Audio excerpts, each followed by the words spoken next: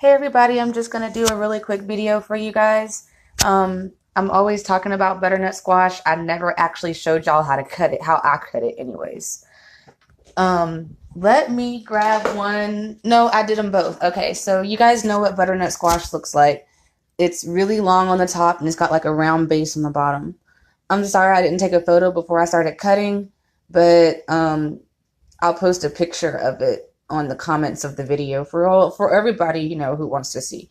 So the bottom of the butternut squash is like a round base, and what I do is I take it and I trim the edges like that, and I just leave it just like that because I'm gonna put some cheese and some garbanzo beans and some vegan meat in here, and I'm gonna bake it.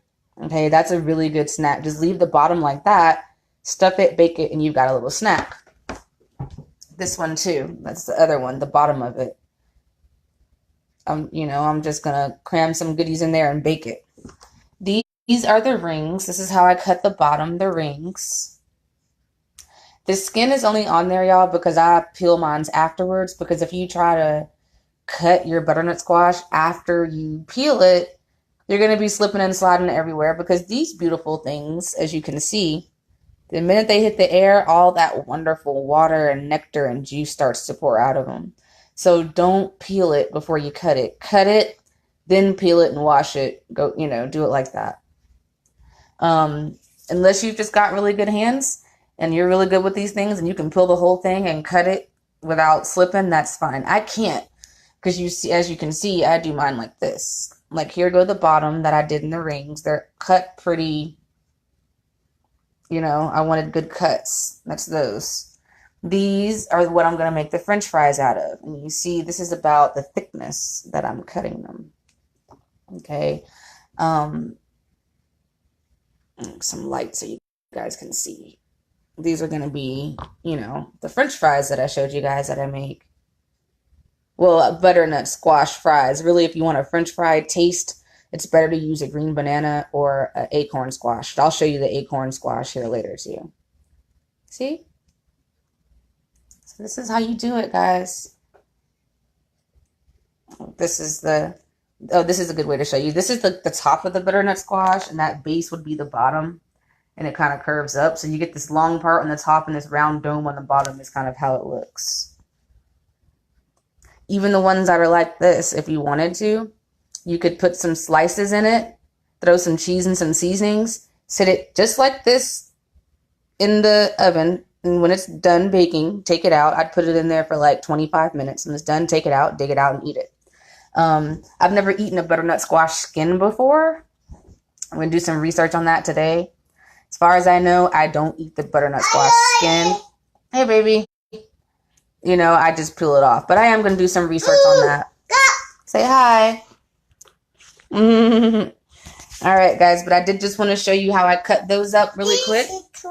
Yes, those are butternut squashes. So we're going to have some today for lunch. Yes, that's a butternut squash, baby. All right, guys. I love y'all. Thanks for checking in with Lizzy's Alkaline Kitchen by Lizzy B. Gold. I will have some more juicy videos for you guys. I am still working on posting the YouTube video. I have been incredibly busy, but I'm catching up. So once I get these going, I'm going to cook a lot of it today for me and the baby because we eat these up. And my friend's coming tonight. Yay, get to see Frank again. So I'm going to cut some up and make it for him. And the rest I'm going to freeze, which I did show you guys how to freeze these. Cut them up into the French fries that you want them to be and then freeze them. I wouldn't advise freezing large chunks of this because you're not going to be able to work with it frozen.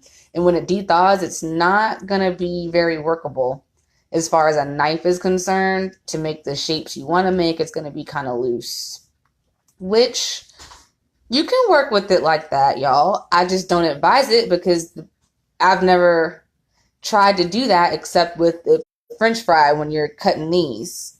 I've never tried to do it with a chunk like that, and I don't think I'm going to. But I'm going to get these ready, and I'm going to come back in a little while with some photos and a video for y'all.